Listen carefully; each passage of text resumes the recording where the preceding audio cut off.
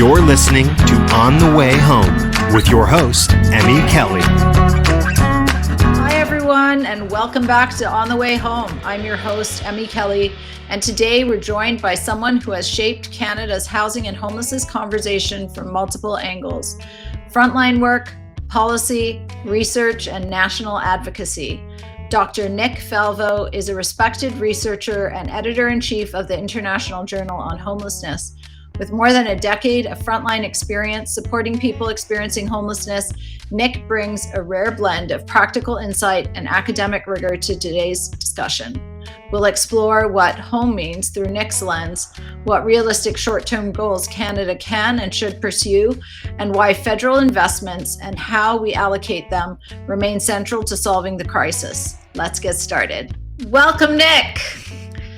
How are you? I'm well, thank you so much for having me. We're going to start off by asking you our signature question, which I know you've answered multiple times on this show. But if there's more you want to add about how this may have changed for you over time, please share what home means to you. I think home for me includes an acknowledgement that pretty much everyone needs some sort of social work support in their life. And I'm saying that because in our sector, I think there's a tendency to say, well, this group over here, they have complex mental health and substance use challenges, so they need wraparound support.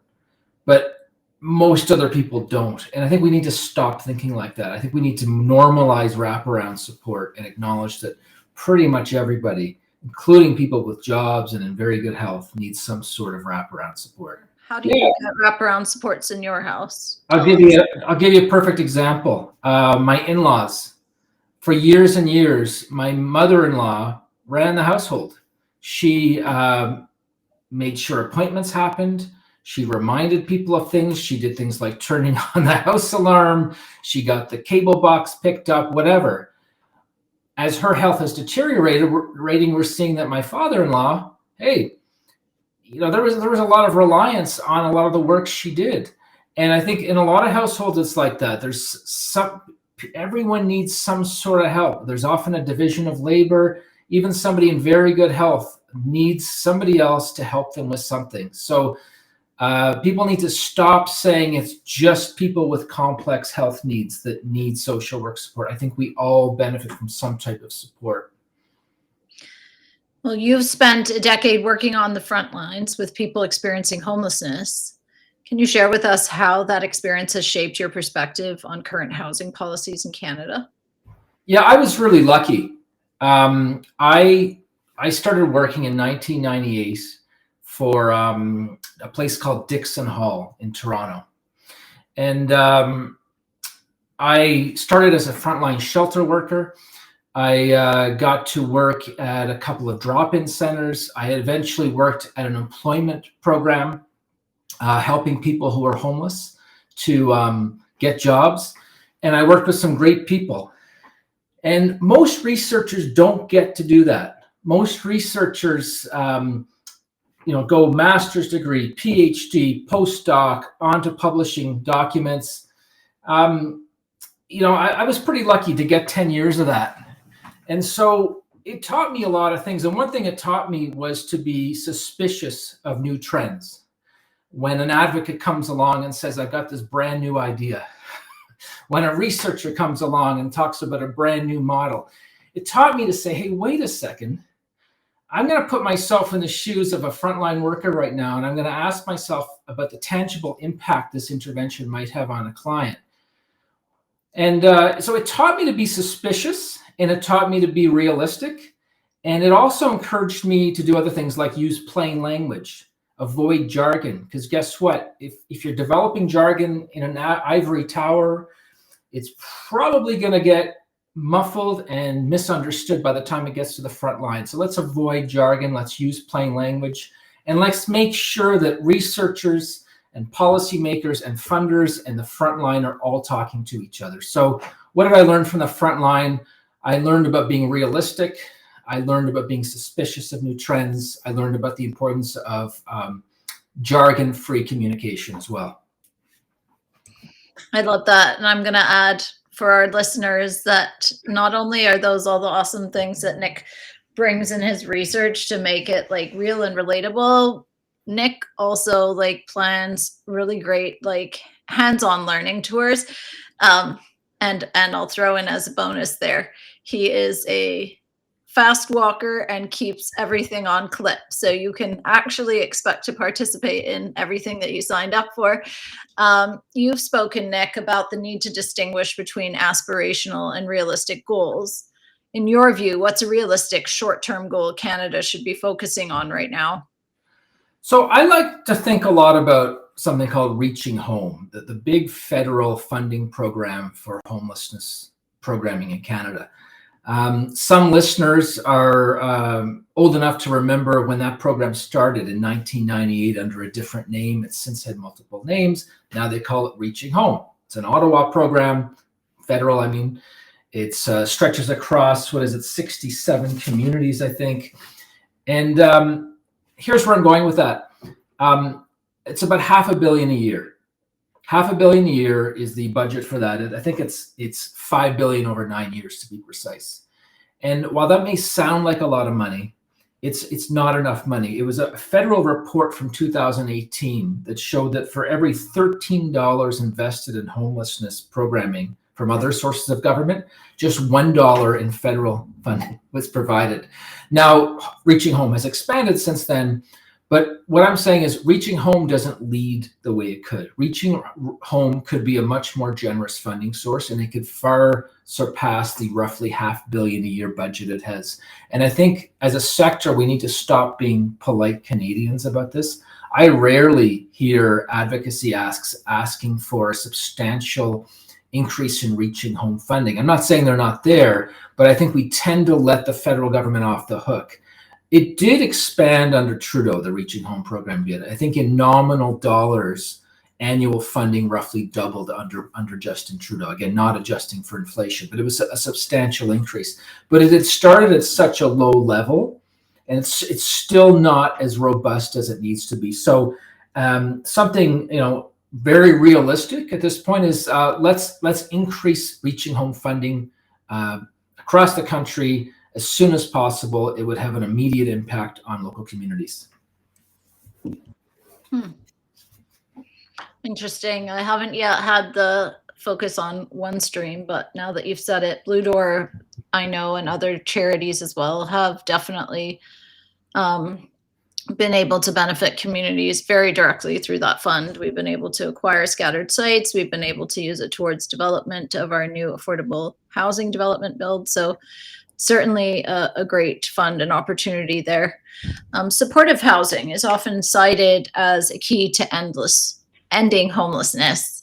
Nick, what does robust support look like in practice? And what would you say is missing from our current models? Well, I guess this goes back to our opening question on the podcast. What does home mean to me? And I talked about the importance of wraparound support. We all need wraparound support, even if we don't call it that. We have a bad tendency in this country in our sector to try to have as little wraparound support as possible for vulnerable tenants. And then once a person is housed, we often let the person reside without ongoing wraparound support. Or if they have it for a few years, we often walk away after a few years and say, look, I don't think the person needs it. We don't do that or allow that because we're not nice people. We do that out of financial necessity. Across the country, funders try to make each dollar go further. And so they say things like, well, let's not support the person indefinitely. Let's taper off the support after a year. Let's make sure that, let's use the term light touch support because, really, it's not needed very much. So robust support, in my opinion, means getting away from that. It means being there for the client and having the client help determine when they need support and not sort of taking this bootstrap mentality to somebody, especially somebody who's been on the streets for years.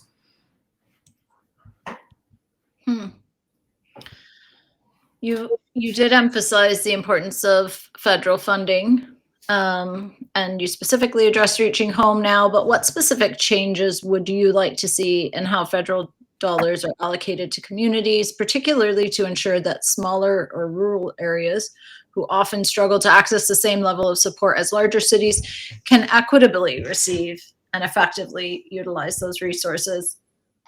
So I recently did some consulting work for the city of Airdrie. City of Airdrie is located a 20-minute drive from Calgary. And it's got somewhere between 80 and 100,000 people. Pretty large municipality, I would say. I grew up in a small town, and I think Airdrie's fairly large. Airdrie gets no Reaching Home funding directly from Ottawa. They're not one of the 67 designated communities. Again, they've got about 100,000 people. They were able to access a small amount through the non-designated community stream, under $40,000, like a very small amount. But for all intents and purposes, Airdrie, with a population of $100,000, does not get Reaching Home funding. That is ridiculous. A municipality that size needs Reaching Home funding for homelessness. And so that tells me that we are too limited in having 67 designated communities. We should probably have hundreds. We should have a larger amount across the country, as I alluded to earlier, and it should hit more communities directly. You shouldn't have to have Airdrie needs Reaching Home, and there are other Airdries across Canada that need to be designated communities. So that was eye-opening for me. I think we have a tendency in our sector to zero in on the big cities, and I think we need to remember the smaller communities as well. And maybe just walk us through for our listeners, what are the impacts? Someone spoke to me recently and said, love listening to the podcast because we don't make an assumption that everybody should know this, right? And so it's actually a learning experience. So then why don't you tell us a little bit more about when there are limited resources made available to smaller communities? How does this tangibly impact the housing crisis? What are the type of decisions people are forced to make? What's happening? Well, I'll take Airdrie as an example. They're a community that historically doesn't have a robust homelessness planning system. Unlike, say, Toronto, to take an obvious example, which has been very active in the space since at least the 1980s, probably before. And so how do you get the party started, so to speak, in a place like Airdrie? How do you get the conversation happening? How do you get a nuanced conversation started? Well, federal funding for homelessness would be one way to start. If they suddenly had, say, $2 million available to them in annual federal homelessness funding, they would members of the community would roll up their sleeves and talk about how to use that funding. They might use it for local emergency services. They might use it to help people get into Housing First program. They might use it for some diversion. They might use it for some outreach. As I understand, Reaching Home has rather broad parameters in terms of how it can be spent. And so that kind of federal leadership could go a long way in Airdrie. It would encourage the community to think more about programming, and it would potentially encourage other partners to come to the table and partner with and around some of this federal funding. Without the Reaching Home funding, there's like a dearth of leadership. You can be a city council, and you can have municipal staff very interested in the file, but without resources or without some of that leadership, it just makes it harder to get started. So I think federal funding can translate into federal leadership, which can in turn spur conversations about nuanced programming. And recently you did the Finland tour, and you wrote a blog post or an article on kind of all the data and the learnings, and you did also reflect on the fact that if Canada wanted to emulate Finland's success, that it must invest accordingly. What would you say are the most critical areas where Canada needs to invest, and how to see similar results? I know you've talked a bit about Reaching Home. Would you put it squarely there, or is there more that you would share about how Canada can kind of turn things around right now? Well, I mean, in our travels through Helsinki, even when we were walking really quickly, we were able to see there wasn't any visible homelessness. I don't think I saw a single person literally on the streets who appeared to be experiencing homelessness in Helsinki, and we were there a week. Why is that? Well, I would argue that robust public social spending is a major reason why there's very little homelessness in Helsinki. And of course, it's got to be targeted. You've got to have the right programming in place. Housing first, for example, income assistance. Finland has a tradition of much more robust community housing, also known as social housing. They have about 3 times as much of it on a per capita basis as Canada. Well, if we had 3 times as much community housing as we have now, Emmy, that would we'd be a very different country, wouldn't we? And also on the demand side, sort of income assistance tied to housing that's often used with a private landlord. They have a much more robust presence in that space as well. I mean, we have the Canada Housing Benefit, which started 6-7 years ago with some partnerships from the provincial and territorial governments. Some provinces had their own demand side assistance to begin with, but we were a little late to the game on that, and they have a more generous demand side assistance as well as a more generous community housing role. And they have robust public social spending in other areas that puts us to shame in many respects. Early childhood education, for example. I don't know as much about the other areas, but the OECD data is quite clear that their public social spending levels are substantially higher than Canada's. So Finland has a tradition of investing in people who are in need, and Canada, I think, needs to follow suit, and we need to step up in that space, and that may mean more taxation. I mean, beyond the dollars, though, Nick, I'm wondering if you want to dive in a little more for our listeners about just like the culture. The entire culture of like the country, like the human design element, the way they viewed, like when you said we didn't see any encampments, didn't see people experiencing homelessness on the streets. There were literally people asking us, and like, had we seen it, they wanted to hear us say no. Like, they were very proud of that. They were invested in that. I'm wondering if you'll share a little bit more about that with us. I mean, when I was pursuing my doctoral studies at Carleton University, we spent quite a bit of time studying social policy across OECD countries. And there's a writer named Gosta Esping Anderson who has led this sort of body of work comparing OECD countries in terms of their public social spending and their social policy in general. And the Nordic countries, Finland, Sweden, Denmark, I always forget the other one, they have a history of just being much more engaged, much more present in the lives of, people who are down and out, being more active in labor markets, supporting vulnerable people more. They have a tradition of not encouraging obscene wealth, and then when there is wealth, they have a tradition of redistributing it, but they go after it more. And so they have that tradition, and there are competing theories on why. One theory I heard it has to do with their location in proximity to Rome. They don't have the same relationship with the Catholic Church. That was one of the theories I heard. Agricultural societies handling things differently. That was another theory I heard. I don't think I ever fully understood why they do it differently. That is they do it differently. It's not a place to become obscenely wealthy. If you want to become obscenely wealthy, you go to the US or another OECD country. But it's a place where they take care of people who have, let's say, weak, limited labor market attachment. That's probably the best way I can sum it up in my own words. Thanks, Nick.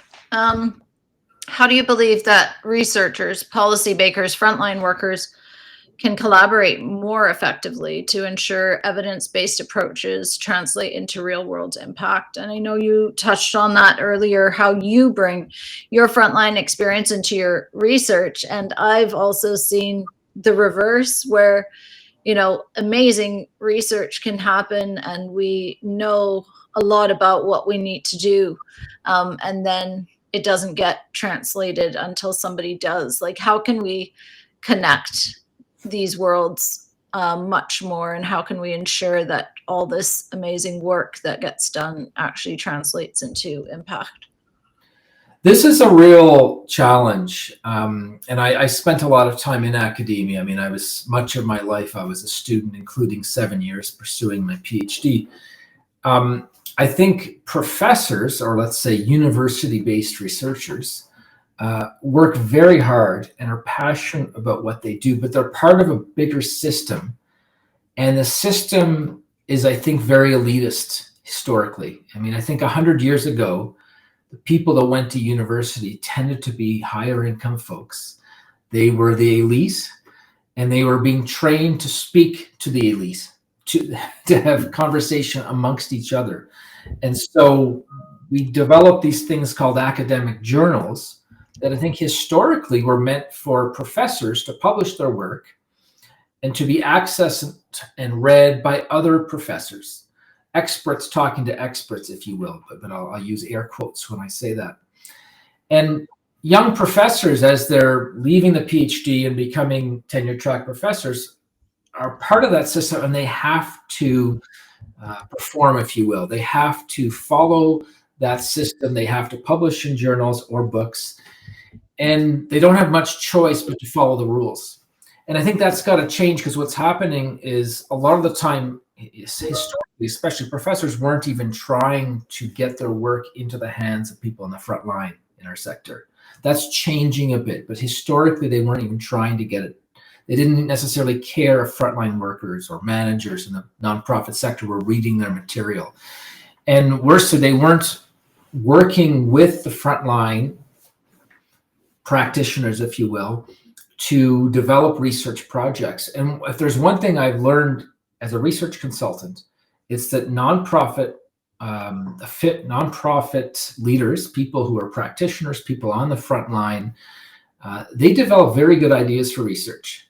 When I'm asked to write a report for a nonprofit organization, typically a lot of thought has gone into the report in question, and I'm always impressed. I've never not been impressed with the idea that the group has had for the research project. So I think slowly universities are changing, but we need to move towards a system where professors are writing open access material, and where they're writing to practitioners and with practitioners, and not writing sort of behind their backs to other professors. We've got to get away from this professor talks to a professor, and we've got to open it up more and have professors researchers speaking with the front line, with practitioners like you.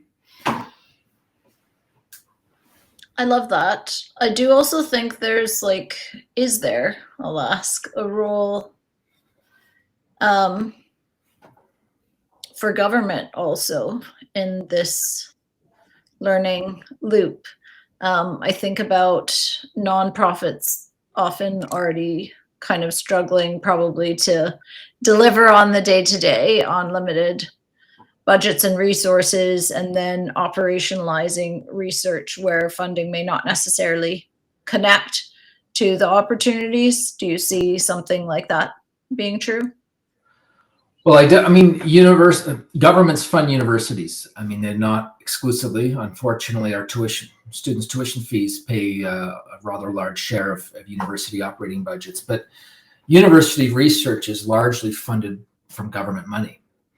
And so governments, I would say in Canada, through the tri-councils, could encourage university-based professors to write more open access material and write more in partnership with the community. So when I say tri-councils, there are 3 funding bodies in Canada for university-based research. The one I'm most familiar is called the Social Sciences and Humanities Research Council of Canada.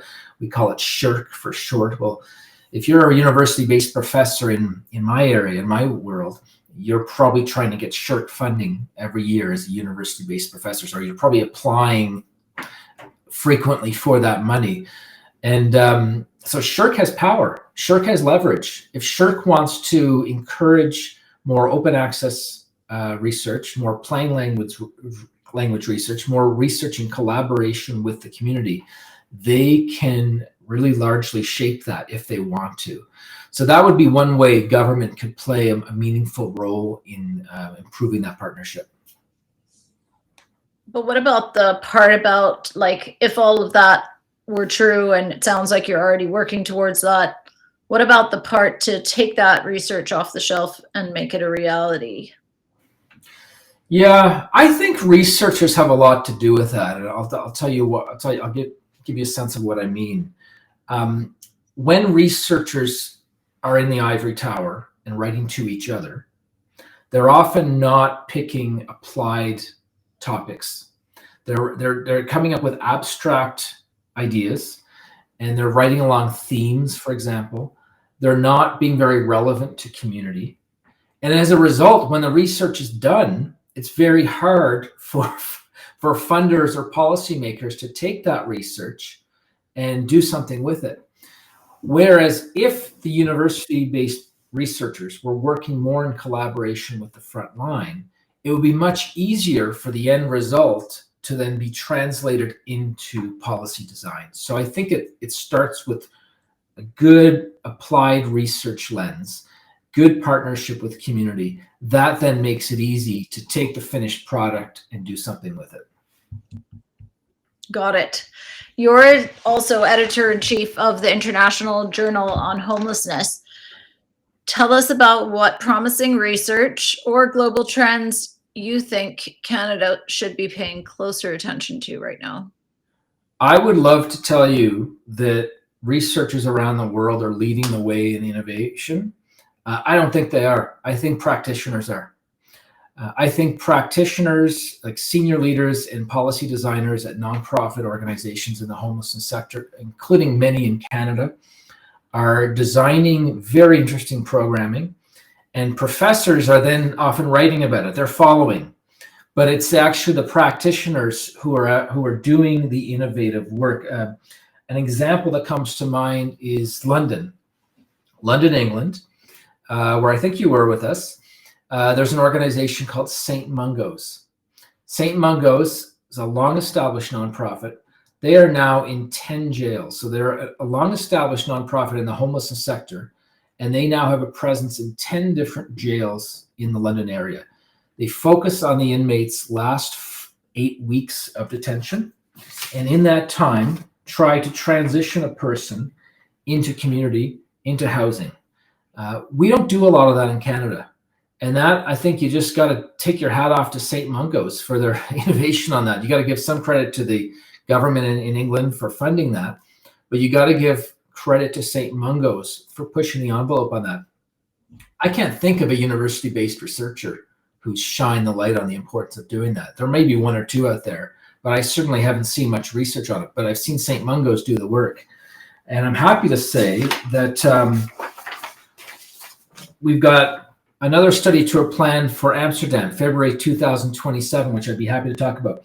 I also want to talk about supported employment a bit in Finland. We saw that when we were there. You'll recall when we were there in September, Emmy, that several organizations talked about supported employment. And by supported employment, it was roughly 4 hours a day of labor for people who had complex challenges, often a history of serious mental health challenges and substance use. They would work for 4 hours a day, often low threshold work. And so my understanding is the person could even be under the influence of it and do some of the work, snow shoveling, cleaning. It doesn't negatively affect their income assistance. And that was an innovation that really impressed me. And I think in Canada, we need to do more of that. We need to do more supported employment. Again, Emmy, I can't think of a researcher in the homelessness sector who writes consistently about the importance of supported employment, right? Like, can you?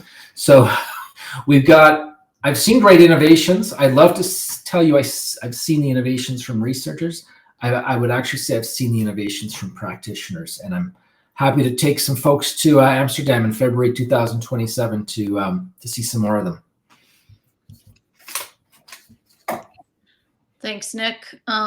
You shared a lot with us today, and maybe as we wrap up the show, I want to ask you, what gives you hope about the future of homelessness and housing in Canada?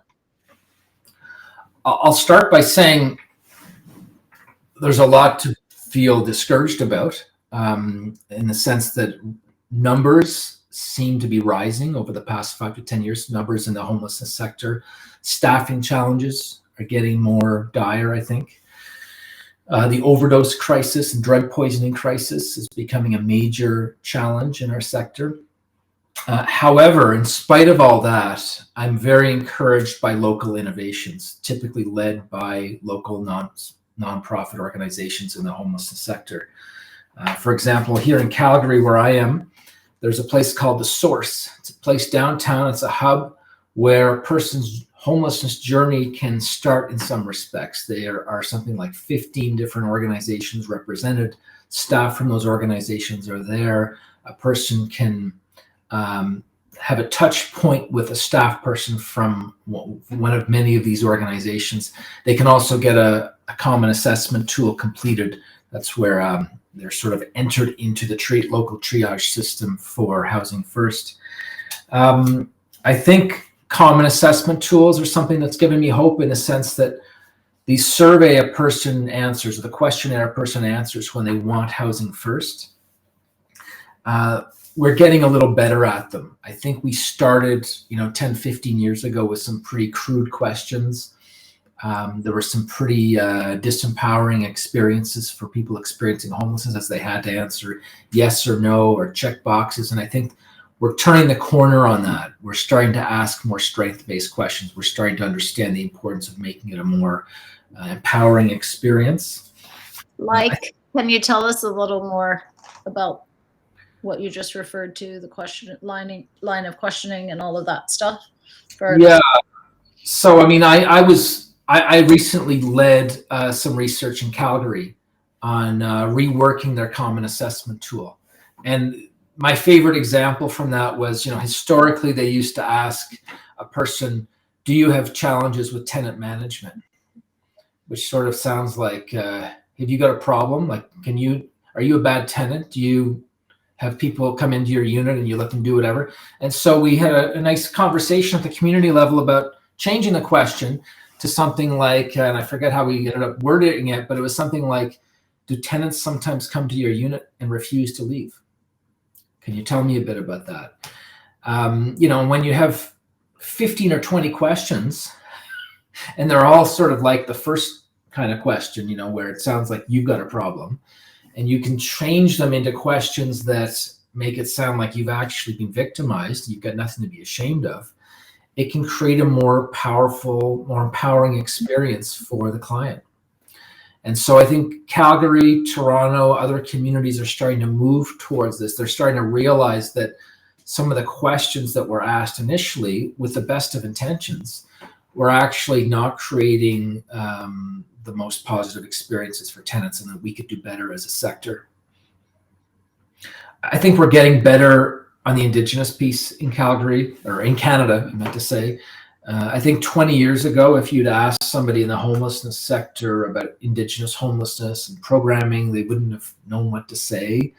And now we have Indigenous-operated, Indigenous-led initiatives that are just killing it, I would say. Nigadon Housing in Edmonton, for example, has a housing development where there's an intentional effort to keep child welfare out of people's lives as much as possible, and to have neighbors in the building, aunties and uncles, they might call them, look after a child when mom or dad can't be with the child. So we're getting stronger and more sophisticated on the Indigenous piece, and I've seen a lot of initiatives like that. I think we're seeing growing awareness of staffing.